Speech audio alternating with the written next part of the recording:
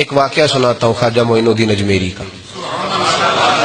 عطائے رسول ہند الولی حضرت خواجہ معین الدین اجمیری رحمت اللہ تعالی علیہ. میرے حضرت صاحب فرمایا کرتے ہیں ہم کٹر قادری ہیں، پر ہم کھل کے یہ بات مانتے ہیں کہ ہندوستان کے بادشاہ کا نام معین الدین اجمیری ہے. یہ ببانگ دہل مانتے ہیں. بہرحال ہند الولی حضرت خواجہ اجمیری ہیں. خواجہ اجمیری جب نئے نئے آئے نا یہاں اجمیر شریف میں، آپ نے خیمہ لگایا تھا، کپڑے کا خیمہ لگا کے اس میں رہتے تھے. تو ایک نوجوان تھا، وہ باہر رہتا تھا اجمیر سے، تو وہ آیا کچھ دنوں کے لیے، پڑھائی سے فارغ ہو کے. اجمیر کا رہنے والا تھا لیکن باہر رہتا تھا. جب یہاں آیا نا، وہ عصر کے بعد وہ گزرتا خواجہ اجمیری کے خیمے کے سامنے سے، جھونپڑی کے سامنے سے، تو خواجہ صاحب عصر کے بعد بیٹھ کے رویا کرتے تھے. عاشق دا کام ہی رونا تونا، بنا رویوں نہیں منظوری. یہ عاشق سدا ہی روندا رہندا، پاویں وصل ہوئے تے پاواں دوری. رویا کرتے تھے. تو نوجوان بڑا سادہ سا تھا، بچپن میں والد فوت ہو گئے، صرف ماں ہی ماں تھی. ایک دن اماں سے جا کے کہنے لگا یہ مسلمانوں کا سادھو روتا کیوں ہے؟ اماں کہنے لگی مجھے کیا پتا. بچہ کہتا ہے میرے اندر تجسس بڑھ گیا کہ بابے سے پوچھوں تو صحیح کیوں روتا ہے. 2 4 5 10 دفعہ میں گزرا. ایک دن بے چین ہو کے میں کمرے میں چلا گیا اجرے میں. تو میں نے کہا بابا کیوں روتے ہو؟ کہنے لگے مجھے اپنے شیخ کی یاد آتی ہے، مجھے یاد آتی ہے. تو وہ بچہ کہتا ہے مجھے اس وقت تک پتہ نہیں تھا کہ محبت میں بھی رویا جاتا ہے. میں سمجھتا تھا رونا صرف دکھوں میں آتا ہے. شیخ کی یاد آتی ہے. حضرت عائشہ صدیقہ رضی اللہ تعالیٰ عنہ فرماتی ہیں جس دن نبی پاک صلی اللہ علیہ وسلم رات کے وقت ہمارے گھر آئے نا، اور حضور نے فرمایا ابو بکر چل تو نے میرے ساتھ مدینے جانا ہے، تو میں نے جناب صدیق اکبر کو روتے دیکھا. تب مجھے پتا چلا کہ محبت میں بھی بڑا رونا آتا ہے، محبت میں بھی رویا جاتا ہے. فرماتے ہیں خواجہ اجمیر تو وہ نوجوان کہنے لگا بابا پیار میں بھی رویا جاتا ہے؟ کہاں؟ کہنے لگا میں نے بھی رونا ہے. تو آپ فرمانے لگے 2 شرطیں ہیں کہ کلمہ پڑھ جا، دوسرا میرا مرید ہو جا، آ جائے گا رونا. کہتے بس لوش ہی لگ گئی، کبھی آنسو دیکھے ہی نہیں تھے. حضرت اجمیری کہتے ہیں اس طرح کر لے. کہنے لگا جی میں اپنی اماں سے پوچھ لوں. اماں کے پاس گیا تو اماں کہنے لگی بیٹے میں تجھے جانتی ہوں، تیرے دل میں جو بات بچپن سے آ جاتی ہے نا پھر وہ نکلتی کوئی نہیں. تو اس طرح کر لے جس طرح بابا کہتا ہے، اس لیے کہ تو نے پیچھے تو ہٹنا نہیں. جا کے مرید ہو گیا، کلمہ پڑھ گیا.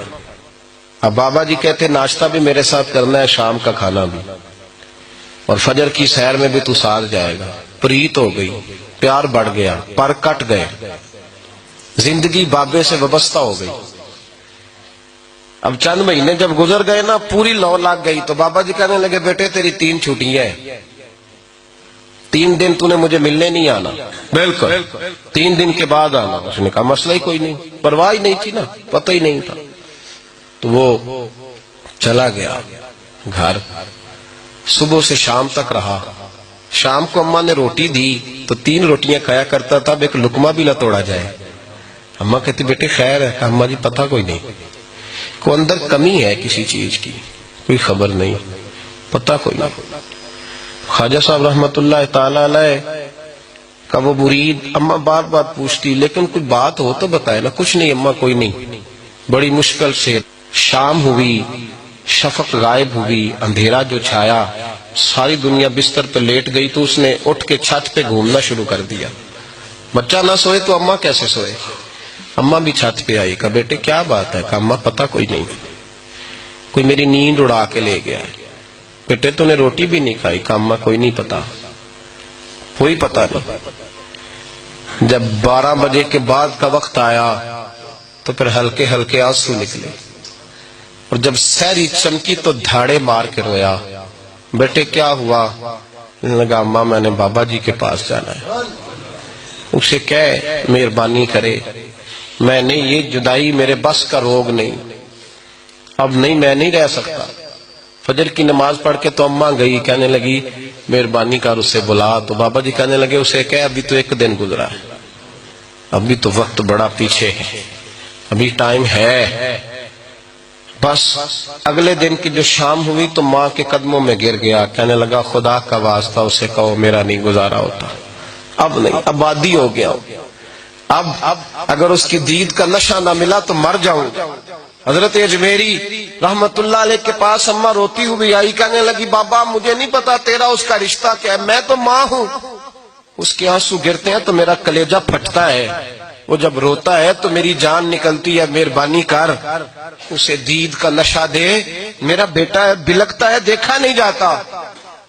جب یہ لفظ کہے تو آپ فرمانے لگے ماں تو اب ایس کرنی کی ہو تو میرے رسول دیدار منع کر دیتے ہیں، تو ماں بن کے آئی ہے تو تجھے کیسے روک دوں؟ فرمایا جا اسے کہہ آ جائے۔ اب وہ وہاں سے نکلا تو دوڑا آیا اور آ کے کھڑا ہوا تو حضرت اجمیری مریدوں کو سبق پڑھا رہے تھے، کتاب کھلی ہوئی، بات ہو رہی تھی مریدوں کے ساتھ گفتگو ہو رہی تھی۔ وہ آ کے کھڑا ہو گیا، ایک نظر یوں اٹھائی تو دروازہ، بڑی دیر سے کھڑا ہے، یوں نظر اٹھائی اس کی طرف دیکھا، بس دیکھا ہی تھا کہ وہ دھاڑے مار کے رونے لگا۔ تو حضرت اجمیری نے مسکرا کے ایک جملہ کہا، فرمایا پتہ چل گیا محبت میں بھی رونا آیا کرتا ہے، پتہ چل کے دوڑ کے قدموں میں آیا۔ اور پھر لوگ کہتے ہیں جب وہ آیا نا تو آنسو حضرت اجمیری کے بھی نکل گئے، رو پڑے، آہیں نکلی، فرمانے لگے بیلیا رات سویا نہیں نا؟ کہا حضور نہیں۔ فرمایا میں بھی نہیں سویا، تو اگر بیدار تھا تو کل شام روٹی نہیں نہ کھائی؟ حضور نہیں کھائی۔ فرمایا میں نے بھی کوئی نہیں کھائی۔ یہ محبت دو طرفہ ہوتی ہے، یک طرفہ تھوڑی ہوتی ہے، اگر تو نے نہیں کھائی تو میں نے کب کھائی؟ میرے بھائی ہمارے مشائخ نے محبت کی زنجیروں میں باندھا مریدوں، تو بند گئے، گزارے نہیں ہوتے تھے۔ قطب الاقطاب حضرت خواجہ قطب الدین بختیار کاکی رحمت اللہ علیہ فرماتے میں حضرت خواجہ معین الدین چشتی رحمت اللہ علیہ کی خانقاہ میں بیٹھا تھا، اچانک ایک تاجر، ایک دنیا دار شخص آیا۔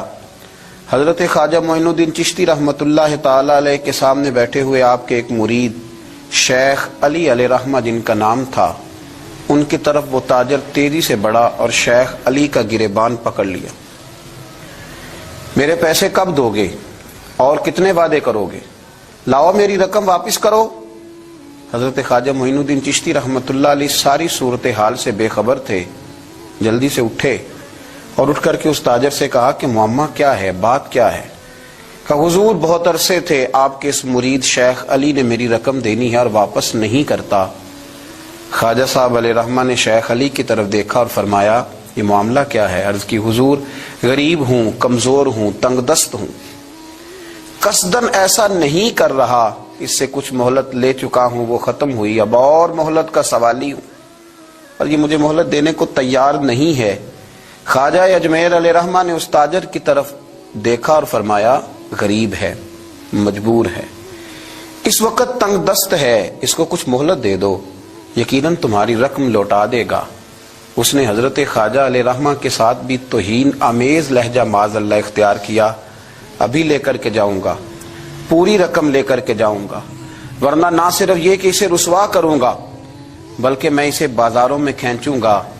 خواجہ قطب علیہ رحمہ فرماتے ہیں جتنے لوگ وہاں بیٹھے تھے ان سب کی طرف جب شیخ علی دیکھتے تو کمزور پڑتے، روتے، میرے پیر بھائیوں کے بیچ آ کر سرے عام اتنے لوگوں میں میری اتنی رسوائی کر ڈالی۔ خواجہ اجمیر نے اپنی اس مرید کی آنکھوں میں جب آنسو دیکھے تو بڑا ہی دل نرم ہوا، اس کو کہا کچھ مہلت دے دے، اس نے کہا نہیں نہیں مجھے تو ابھی اپنی رقم چاہیے۔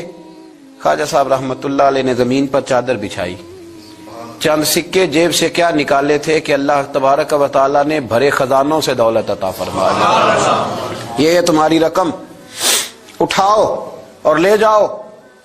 تمہیں فقیروں کو اس طرح رسوا نہیں کرنا چاہیے تھا، تمہیں خانقاہوں میں بیٹھے ان سادہ اور کمزور لوگوں کے ساتھ یہ رویہ روا نہ رکھنا چاہیے تھا۔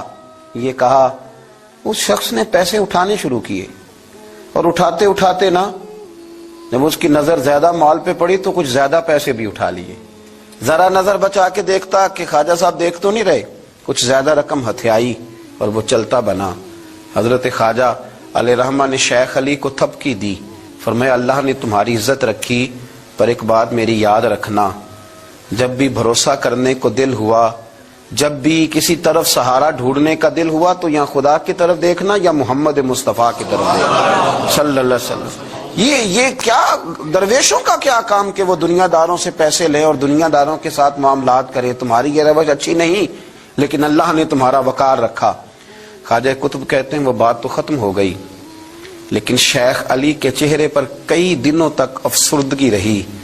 وہ ان سب لوگوں کو پلٹ پلٹ کے دیکھتے جن کے سامنے آ کے اس نے گریبان پکڑا تھا، تو بیچاروں کی طبیعت بگڑتی، دل پہ افسوس ہوتا، اس کو ایسا نہ کرنا چاہیے تھا، میری غریبی کا یوں مذاق نہ اڑاتا۔ کہتے ہیں چند ہفتے گزرے تو اس تاجر کو ہم نے دوبارہ خواجہ صاحب کی خانقاہ میں داخل ہوتے دیکھا، لیکن اب کہ وہ بڑا ہی پریشان آیا، اب کہ وہ بڑا ہی افسردہ آیا، اب کہ وہ آیا تو ہانپتا کامتا تڑپتا آیا، چادر بڑی ساری اوڑھ رکھی ہے، آتے ہی حضرت خواجہ کی خدمت میں بیٹھا، تڑپ کے رونے لگا، کہنے لگا اجمیر کے بادشاہ بھول گیا تھا، معافی ہو سکتی ہے، غلطی ہو گئی تھی، درگزر کا سوالی بن کے آیا ہوں۔ عطائے رسول ہند الولی غریب نواز رحمت اللہ تعالی علیہ فرمانے لگے پہیلیاں نہ بجھا، جو بات ہے اس کو کھول کر کے بیان کر، فقیر تیری ہر بات سننے کو اور درگزر کرنے کو تیار ہے۔ اس نے اپنا ہاتھ چادر کی اوٹ سے نکالا تو کہنے لگا حضور خشک ہو گیا ہے، اٹھتا ہی نہیں، حضور تکلیف میں ہوں، آزمائش میں ہوں۔ ہوا دراصل یہ تھا کہ میں نے نا وہ میں نے سکے اٹھاتے اٹھاتے نا آپ سے نظر بچا کے کچھ زیادہ اٹھا لیے تھے، تو آپ کی ناجائز دولت، میں نے آپ کی دولت کو ناجائز حاصل کر لیا تھا، تو حضور اس سبب سے میرا ہاتھ چھال ہو گیا، مجھے اتنے لینے چاہیے تھے جتنے میرے بنتے تھے، میں نے ناجائز پیسے لے لیے۔ خواجہ اجمیر فرمانے لگے دنیا دار ہے تو ابھی تک دنیا داری میں ہی اڑا ہوا ہے، تو دنیا دار ہے تو ابھی تک تیرا خیال سکوں میں، پیسوں میں، دھیلوں اور اشرفیوں میں اڑا ہوا ہے۔ فرمانے لگے مجھے پتا تھا تو زیادہ اٹھا رہا ہے، لیکن فقیر کے پاس جو خزانے ہیں وہ اس کے ذاتی نہیں، وہ رب کریم کے دیے ہوئے ہیں۔ اللہ کے خزانوں میں سے کوئی لے گیا تو لے گیا، لیکن تو یہ کیا سمجھتا ہے کہ زیادہ سکے اٹھانے کی وجہ سے تیرا ہاتھ چھال ہوا ہے؟ یہ اس لیے تیرا ہاتھ خشک ہو گیا ہے کہ تو نے ایک فقیر اور درویش کو بھرے مجمع کے اندر رسوا کر ڈالا تھا۔ تیرا زیادہ پیسے لینے کی وجہ سے ہاتھ کمزور نہیں پڑا، بلکہ وہ جو تو نے اس غریب کے گلے میں ہاتھ ڈالا تھا اور اسے رسوا کر ڈالا تھا، تو کیا سمجھتا ہے وہ لاوارث ہے؟ اگر وہ کمزور ہے، تنگ دست ہے، تو بندہ تو رب کریم کا ہی ہے نا۔ جو تاجر، سیٹھ، نواب اور ذمہ دار کا رب ہے، غریبوں کا بھی وہی رب ہے، ان مسکینوں کا بھی وہی رب ہے، ان کمزوروں کا بھی وہی رب ہے۔ کہنے لگا حضور معافی کا سوالی ہوں۔ فرمایا اٹھ کے جا اور بھرے مجمع میں جا کے ایک دفعہ اس درویش سے معافی مانگ، مجھے امید ہے عرش کا رب تیرے سارے گناہ معاف فرما دے گا۔ ایک دفعہ معافی مانگ لے، جا سوال کر لے۔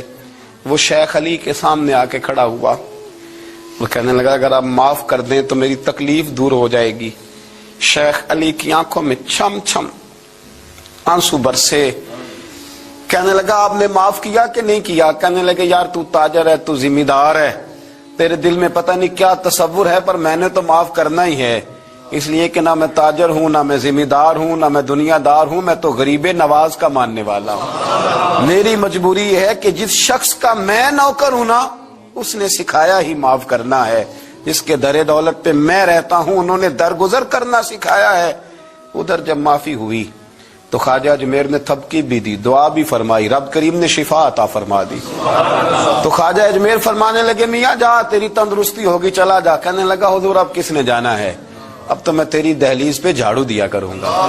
یہ ہاتھ جو تیری دعا کی برکت سے شفا یاب ہوا ہے اجمیر کے والی، اب میں یہاں جھاڑو دوں گا، اب میں یہاں نوکری کروں گا۔